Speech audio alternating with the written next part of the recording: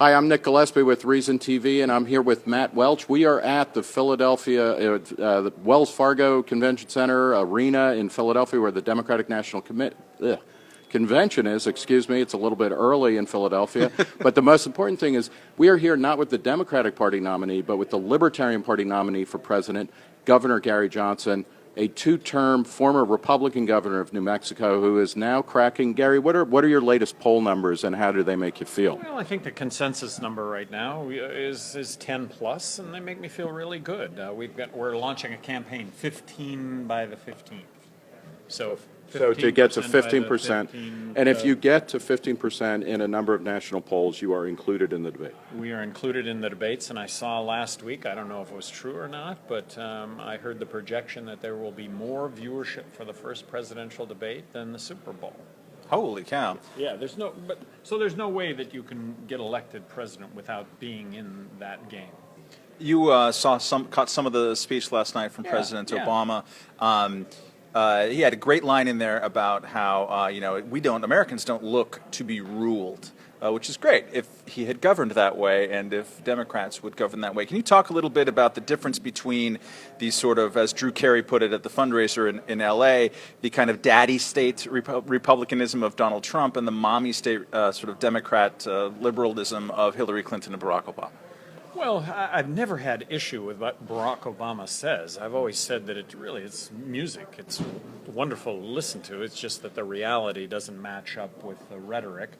And Hillary Clinton, I think at the end of the day that it is a mommy state, that it's more government. Government will be the solution to all of our ills, and that's going to cost more money. So taxes are going to go up, and she's been the architect of our foreign policy that really has us intervening in situations that if we didn't intervene, situations better, not necessarily, but certainly not worse.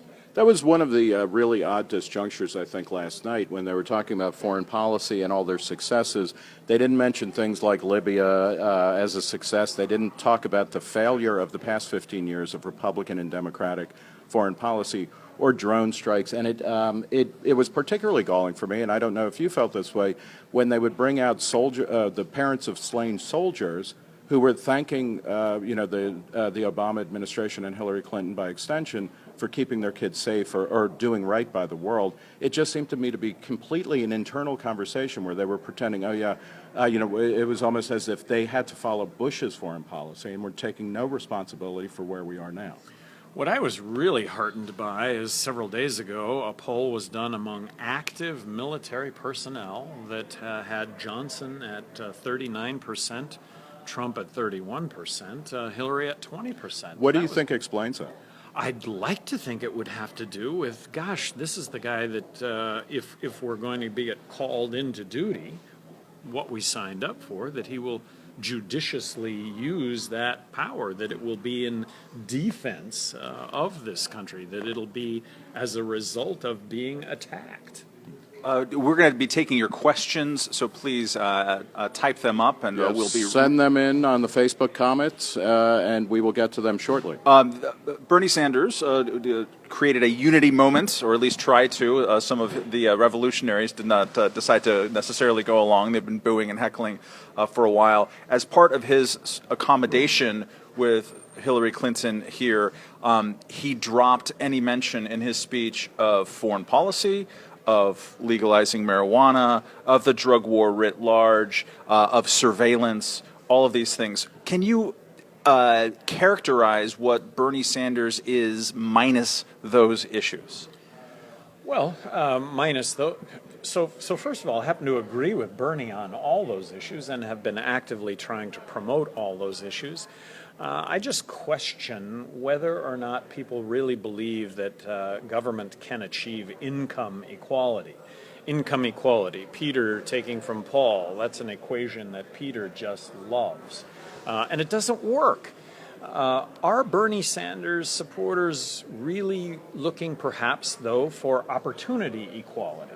And I think that government can create opportunity equality, having been governor of New Mexico. Every single piece of legislation that I viewed was from the standpoint of, is this going to make things better? So trade right now, the TPP. I'm a skeptic when it comes to TPP, but I've just had way too many people that I care about that have been advising me, namely Cato Institute, say that, look, it may have its faults, but it definitely advances the ball of free trade. So here it is. Bill Weld and myself, we're the only candidates that are supporting free trade. We're going to be the only candidates that are going to be able to stand up and point out that free trade is the opposite from crony capitalism. And I think that effectively, politically, most Americans view crony capitalism and free trade as a compass needle that points in the same direction, when in fact they are opposites. We have our first question from Toph Barnes. Can you just Toph Barnes, excuse me. I guess it's Topher, Toph or Topher. Can you describe how your platform is good for voters that describe themselves as Democratic or conservative? Well, keep government out of my pocketbook, keep government out of the bedroom, and like most Americans, how about I'm skeptical when it comes to our military interventions, that they have made the world less safe, not more safe, and you can't make up what has happened in Syria and Libya. Not intentional, but Obama and Clinton go in and support the opposition in both of those countries, and in both of those countries the opposition is allied with ISIS. We wipe out the opposition gets wiped out, the arms go to ISIS. Well, not intentional, but it's what happened and you can't make it up. I hear a lot of, or some complaints among conservatives who don't like Trump and consider themselves to be at least semi-libertarian, that you're not trying to woo them enough, that you're not nodding in their direction. What's your response to that? Well, if Clinton or Trump, either one is elected, the polarity between Democrats and Republicans is going to even get greater. Neither side is going to get along with one another. What if you elected a couple of libertarians, former Republican governors that served in heavily blue states, that are going to appoint both Republicans and Democrats, all with libertarian leanings? Which of those scenarios has the best chance of actually succeeding? Those two governors in the middle calling out both sides to come and deal with the issues that we're facing? I think looking at that objectively, you could make the case for those two former governors.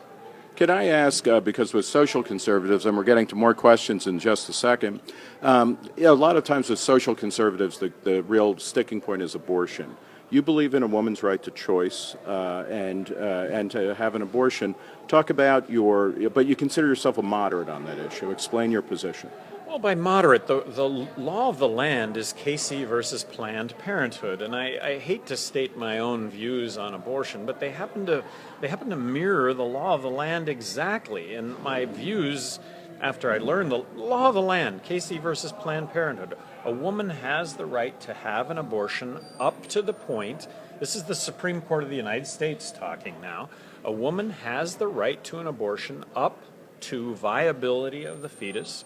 And the Supreme Court of the United States has defined viability of the fetus as the ability to sustain the life of the fetus outside of the womb, even if by artificial means. I am not looking to change the law of the land, but I think in that context, women have the right, absolutely have the right. Do you favor this? This was a huge issue a year and a half ago, and it'll be again.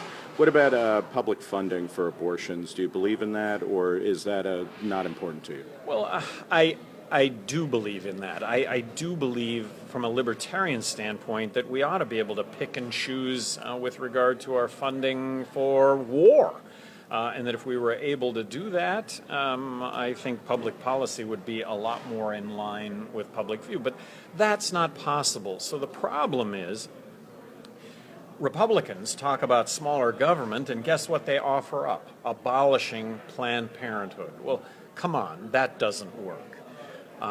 Bill Weld and myself were pledging to submit a balanced budget within the first 100 days. A balanced budget would be a 20% reduction in all of federal spending, that would be a 20% reduction in Planned Parenthood along with everything else. Another question here from Greg Simonet. Do you intend to stop the drug war via enforcing no drug laws or seeking decriminalizing legislation, or are you only seeking to legalize marijuana?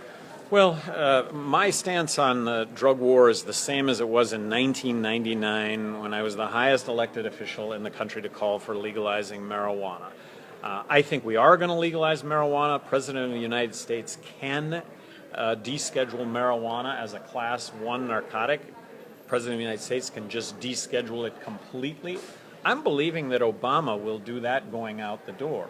But marijuana is going to remain a state's issue just like it was with alcohol, just like there are dry counties in the United States with regard to alcohol. The same thing will exist when it comes to marijuana. But I think that when we legalize marijuana, and I think California is going to vote to legalize marijuana in November, I see that as a real tipping point. I think that after California does that, I think 20 states will just legislate it overnight. What about other drugs? I'm not advocating the legalization of any other drugs, but when we legalize marijuana, this country is going to come to a quantum leap of understanding drugs and drug abuse, and it's going to start with looking at drugs first as a health issue rather than a criminal justice issue. We've got Ross Woodward saying, when you say you believe in open borders, what exactly do you mean? Would you let in any immigrant or those that have skills that America needs? Well, I've never used the term open borders. What I've said is that we should make it as easy as possible to get a work visa, have a moving line coming across the border. So make it easy for Border Patrol to identify an illegal crossing that right now is being skewed by people that are just coming across to get jobs. A work visa should entail a background check and a social security card so that applicable taxes get paid. 11 million undocumented workers, for the most part, has everything to do with the fact that you can't get across the border to take jobs that U.S. citizens don't want, and these are just hard-working people that are looking to advance their families. So you're basically saying anybody who comes here who passes a background check, meaning they probably don't have communicable diseases or a criminal record, they can come here and try and find work. Try and find work and get government out of the business of quotas. There'll either be work or there won't be work. Really underreported right now. There are fewer illegal crossings than ever before. This year, like 300,000. That's at a many multi-year low. An untold story right now is the fact that Obama has broken up or sent back 22 million heads of household in this country, something that I would not do as president. Just to press on immigration for a while, because it's both a flashpoint issue in this election and it's something that really separates the rhetoric of the Democrats. You know, the Democrats here are saying they're pro-immigrant, they'll never break up families, but they have Obama as the biggest deporter-in-chief in all time. Trump is openly hostile to immigration, and conservative Republicans say he's weak on immigration. Your stance on immigration is the most progressive or the most liberal. What is it about the idea of immigrants coming here that scares people so much?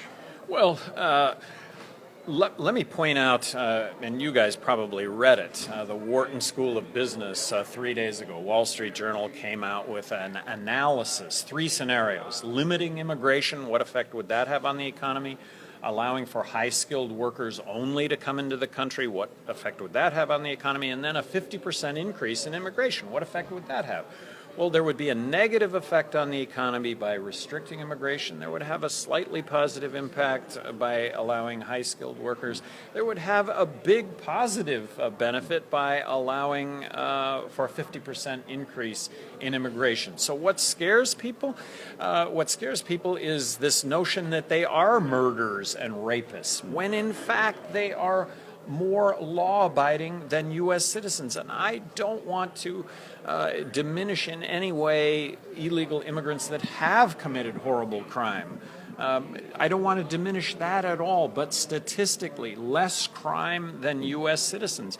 I think people believe that they are siphoning off the welfare system when, in fact, they're contributing mightily to the economy. They're buying cars, they're buying food, they're renting homes, they're buying homes, they're here, they're participating, they're taking jobs that U.S. citizens don't want. This next question refers to a great moment when we last had a Facebook Live interview with you in Cleveland. It is, and we're doing this in the Facebook Lounge, by the way. It's a really great setup, and thank you for Facebook. But Gary, did you ever find your phone the other day? I did. Thank you very much. And I hate to admit this, but I did not have any. No, I didn't have any security on the phone. I mean, that's just crazy. So now it's on there. Now if I lose it, at least okay. So I can go to Verizon, I can get a new one, and I won't have lost all my valuable data. Talk a little bit. One of the reasons you were looking Use for the microphone. Oh, sorry. One of the reasons you were looking for your iPhone was that you were using it as an example of why we should be optimistic. Talk a little bit about that, because the story coming out of the Republican convention was, my God, this is the worst time ever to be alive. The Democrats here, I mean, it's interesting because they're saying, no, America, fuck yeah, this is a great country, except we're the most racist country in the world, and we cheat women at every workplace. And if Trump gets elected, the seas will boil and the skies will fill with sulfur. I mean, that was part of the message yesterday. You were pulling out your iPhone as a way of talking about, what's good about the world. So what were you trying to say with that? Life has never been better in this country. We communicate better with one another. Our kids are smarter than ever. The number one law enforcement tool in the world right now is this guy right here. At which point, during the interview, I realized that I didn't have my phone, and I freaked out, and such is life.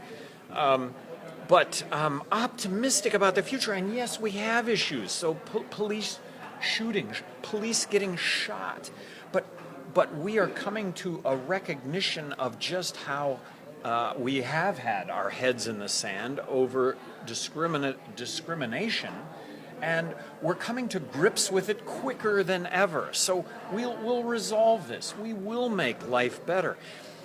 Here at the convention, getting on Oculus here, which apparently costs... Which is in the Facebook Lounge. They have an Oculus Rift. Oh my gosh, when you look at the ramifications of that going forward, that kids would be, from a virtual reality standpoint, be able to go anywhere in the world and visit, to be able to experience... No, but that just gives rise to cyber terrorism, right? Then think ISIS can be right in your head. Isn't that the problem? It's an optimistic future. Oh my gosh. And I see overnight that Facebook blew out their earnings, well, for good reason. Oh my gosh, this is the future. And it's exciting. It's optimistic. It's better than any of us ever imagined. Do you worry about government getting in the way of technology? Yes, I mean, they've do. shut down Uber, they shut down Airbnb. Facebook in China and other countries get shut down or limited. So I think that the libertarian position on the internet, which is unique to all other politics, is libertarians don't want to touch the internet. Leave it like it is, which I view as equal opportunity for everybody. Anybody can stake out a course on the internet and brand new horizon. And before we go to the next question that Matt will ask, related to this, yesterday in an interview with Bill Weld, he said that you would pardon Edward Snowden. Are you sticking by that? Yes, I do, and I base that on the fact. Initially, when Edward Snowden came out and made these revelations, initially my belief was that, oh my gosh, there are going to be people put in harm's way. Maybe someone does get hurt. Seeing the movie Citizen 4 and recognizing how Edward Snowden went about this, releasing the information to higher powers that would judiciously release this information, I do view Edward Snowden in the hero category. And we should be, I mean, this goes along with the idea of openness and the internet and equaling power and speech. I mean, we need to get serious about transparency in our government. Our government needs to have no secrets then. I agree, and no one is really surprised by the revelations. And transparency, believing in transparency.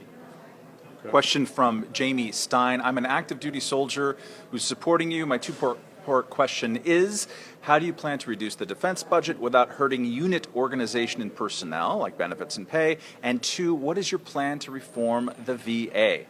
Well, benefits and pay, I think we could probably increase pay at the end of the day, but actually reducing overall personnel and support of that personnel, yeah, that's part of the equation. VA, look, commitments made to military, those that have served in the military, that is an obligation that there's no compromise whatsoever to meeting those obligations. But how do you get there? Well, the Pentagon itself says that we could reduce. Back to the VA. Like, how do you? I mean, everyone says they want to help the VA, and Bernie Sanders says that. The Congress spent $1 billion in a past year screwing it up. My father, 2 summers ago, he's now close to 97 years old, wow. But he had, World War II, so he was in the VA. Talk about caring people. Talk about wonderful health care. Apparently the issues are being able to access that wonderful health care and that the VA gets stacked up. Well, to me, that's just a simple issuance of a VA medical card that could be utilized anywhere. The issues, I'm believing the issues have to do with access, the ability to get the care when you need it. So, do you give people vouchers to visit private doctors, or what? Or all do you all the above? Well, back to I've been really vocally opposed to the insurance model when it comes to healthcare, believing that insurance to cover ourselves for ongoing medical need is just a crazy notion. We would have insurance to cover ourselves for catastrophic injury and illness, but if we could pay as you go, I think healthcare would be 1/5 the cost of what it currently is. Anyway. You got endorsed this week by Marvin Bush. Are you getting geared up for the Neil Bush endorsement? Well, I hope a lot of people come out and endorse, and look, you don't immediately come out and endorse. You say, hey, I'm looking at these guys as an alternative, and there are a lot of people saying that right now. And I absolutely appreciate those that are in elected office not being able to cross that line. I very much appreciate those that have held elective office being able to cross that line. So just saying I'm going to consider voting for these guys, Johnson, Weld, that's a big step. And at this point, Marvin Bush, we should point out, is one of George W. Bush's brothers. And was there another? I mean, there's Marvin, there's Neil, and there's likely a likely outcome that you will have gotten more votes from the Bush family than Jeb Bush did by the end of all this. And a fan of Jeb. I tell you, we served together. I thought I was very, very impressed with Jeb, and it's a shame that didn't. Well, if Jeb were the nominee right now, I don't know as we would be getting nearly the attention that we're getting. Kyle Winters asks, as president, how would you handle gun control in the Second Amendment? Should there be more restrictions on the types of guns a private citizen can purchase? I support the Second Amendment. I don't believe that there should be more restrictions. We're talking about assault weapons right now. Well, assault weapons is just a semi-automatic rifle that encompasses 30 million rifles. If we want to have a higher incarceration rate in this country, just make semi-automatic rifles illegal. About half the people that own those rifles will hand them in, and the other half, made up of 99.999% of people that are law-abiding, we're going to make criminals out of them. Let me, very quickly, though, people worry about, even though gun violence and gun crime is at historic lows, people worry about that. What do you do with situations like the Orlando shooting? Well, or how do you prevent those or limit those? Well, I think unlike other politicians that always somehow have a solution to that, we all recognize that anybody who's bent on killing themselves, anyone who's bent on destruction, mass destruction, the guy who, the truck driving through a crowd of thousands, isn't that a situation that exists in this country in 10,000 different places every single day? Look, these things are going to happen. Can we prudently try and address this? Well, in the case of the Orlando shooter, the FBI interviewed the guy 3 times as President of the United States. I would love to know what transpired between the FBI and this guy and why. Obviously, the system worked up to the point that it no longer worked. Well, how might it have gone forward and potentially that this would not have happened? I don't have those answers, but as President of the United States, I'd certainly call that meeting right off the bat. Question from Adrian Sinner-Dorsch. What do you think about the Black Lives Matter movement? I think it's completely relevant. I think that we have had our heads in the sand, that police have a bias against blacks, and that's reflected in the war on drugs, where if you are arrested, there's a 4 times more likelihood that you will go to jail, and I think it's also reflected in shooting. There's a 5 times more likelihood if you're black that you'll be shot by a police officer. And that's just a fact. So what are the common threads? Department of Justice, Federal Department of Justice. What are the common threads? Best practices? You know, that's Dallas. Best practices. Well, police got shot in Dallas, but what are they doing in Dallas that's right? What are they doing in areas where it's the worst? Albuquerque being one of those. I know that the Department of Justice came in, had recommendation in Albuquerque because of so many shootings, and I know that those recommendations are being followed through on. So federal government oversight, just pointing out the common threads of good and bad and communicate those. When you were in Cleveland for the Republican convention, you walked around and talked to a lot of people, including when we were talking with you, and had some pretty positive responses from delegates. Can you characterize your interactions with delegates there, and have you walked around enough here to actually interact with some Democrats? Haven't walked around here at all. The observation I will make right off the top is that Democrats start later than Republicans. Not a bad thing. There's no judgment there, just fact, just an observation. But in Cleveland, at least 500 people came up to me to say that they were going to vote for me and Bill Weld. Oh. A dozen of those had on full Trump regalia, and not one negative comment. Not even negative inflection like, "What are you doing here?" Not even that. It's funny because just outside here we saw Jill Stein walking through the halls here, and she had a lot of support in the building, especially among the Bernie Sanders people who are upset about the way they've been treated this week. But she also got, "Get out of this building," a lot of like vociferous, have your own damn convention, what are you doing here type of reaction. You got nothing, not even a hint of that anywhere in Cleveland among Republicans? In Cleveland. And I am trying to fly low, and as I was in Cleveland, trying to be very respectful, and as I am here, I am very respectful of the fact that this is the Democrat National Convention and that Hillary is the nominee. I just hope to be able to take them on in November. Hey, a lot of people ask this question. Do you think you take more support from Democrats or Republicans? Years ago, it used to always be, well, libertarians will siphon off Republican votes and allow Democrats to win. But polls both a couple of years ago when Robert Sarvis was running for office in Virginia showed him taking more votes from the Democrat at the time, Terry McAuliffe, in a gubernatorial race. And recent polls show you seeming to take more support from Hillary. Do you agree with that, and what do you think explains it? I think it's really 50-50, and yeah, you're right about more support currently, but not by much. So you really can't even measure it.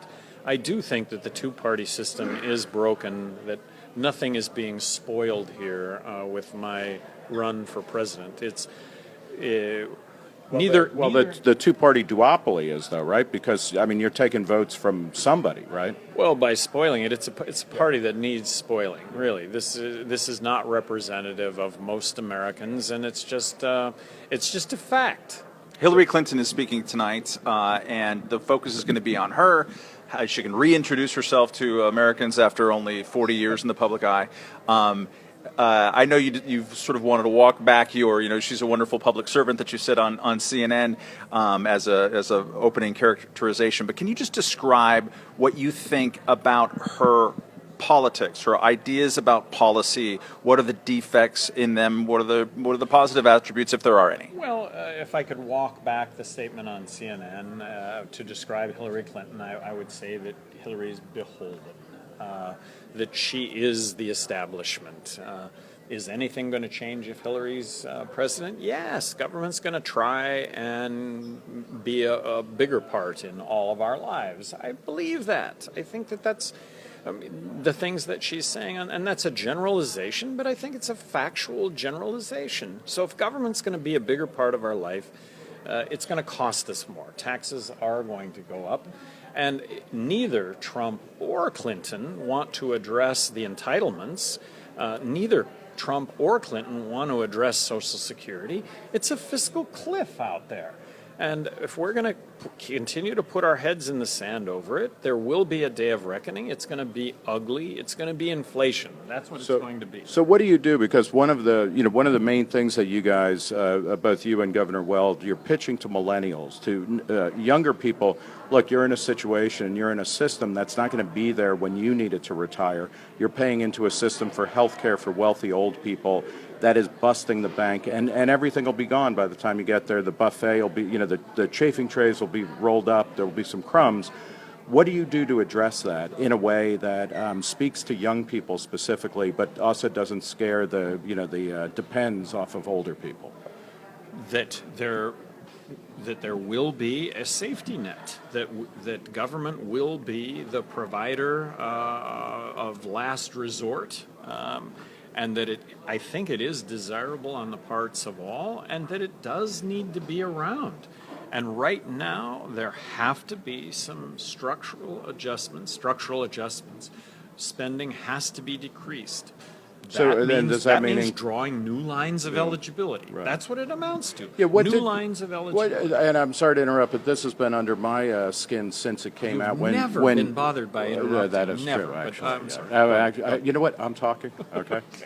But when Bernie Sanders, said one of the ways, as Matt was talking about, that Hillary Clinton bought him off was by saying, okay, we're going to give free in-state college tuition to kids who live in households that make $125,000 a year, and it's like, at what point do people making six figures become charity cases? Especially for the average in-state college tuition is about $8 or $9 grand. I mean, is this the America that you're going to get behind? I don't think anybody genuinely believes that things are free. Somebody has to pay for them. And so we're not eking out that course, that free comes with a cost, and the ultimate cost will be the accompanying inflation that goes along with this, and that's going to be really ugly. That's going to be a head jerk. Question from somebody, but I don't see it, is what do you think of the DNC leak? So that question's from John Chemnitz. Shout out to John Chemnitz. Well, no surprise, but surprising and entertaining also. Do you worry about the potential Russian angle?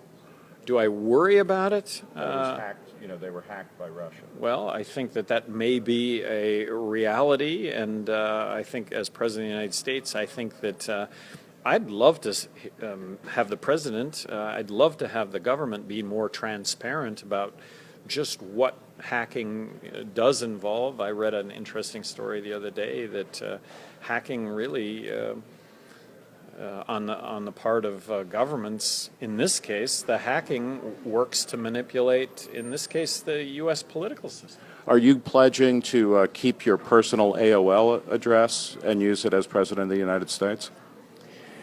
Am I pledging to do that? That might be contrary to, that might be the boat that Hillary got into, right? Yes. Yeah, no, I really want to obey these laws. We did that one. I didn't have a chance to argue with you about this when we talked last time, but there's been a lot of talk with Putin and with Trump about whether or not we should defend the Baltic states, who are members of NATO, and we have Article 5 duties to defend them should Russia invade or do something bad there. Do you think that we have those duties, and is that a good idea? Well, that we should, getting elected President of the United States, I'm going to honor all treaties and obligations. Count on me to do that coming into office. Examining those relationships going forward, I think that those relationships need to be put on the table. Do we really want to go to war over the Baltic states? And keep in mind the USSR broke up because of Russia. Russia's inability to sustain all of that. So you can argue that they're not as democratic as they could, but there have been reforms made in Russia. Do we have to be Russia's ally? No, but we certainly don't have to poke them in the nose either. But functionally, if you're going to re-examine the treaty obligations with the Baltic states, that can only go one direction. They want to be in NATO. They absolutely want that protection. Well, and that's the examination that needs to take place. And on our side, do we really want to go to nuclear war over the Baltic states? Do we really want to do that? What about a shooting war? Which is more likely? Well. Or what about Europe? There's no chance right now that Russia involves itself in the Baltic states. They've got enough economic problems right now that the reality is that they're not. One of the arguments for why they would involve themselves in the Baltics, because to keep people's minds off of the economic problems at home. But, well, to put it slightly differently, do you see reconfiguring NATO so that it's more European countries defending Europe, or that they're paying a higher share? Well, that part of what Donald Trump is saying, and getting U.S. troops out of NATO, I mean, in a heartbeat, I think that can be reestablished. But to have a presence of 100,000 troops in Europe, that just from a common sense standpoint doesn't make all that much sense. Matt, you want to ask one more question? Yeah, let's ask a Chris Cuomo question. Give a 5-word, not 1 word, a description of the Democratic convention that you've seen so far. It could be 10 words. Okay, well, just one more. Well, I want to be respectful. I do. So a lot of really caring people here that believe in the Democrat way of doing things. Same on the Republican side. Look, I'm here making a pitch. Put me in the debates and listen to what might actually be mainstream. Well, thank you. Governor Gary Johnson, Libertarian Party nominee. Thank you to Facebook Live for allowing us to use this space. Thank you. And Nick Gillespie. I'm Matt Welch. Bye. Bye.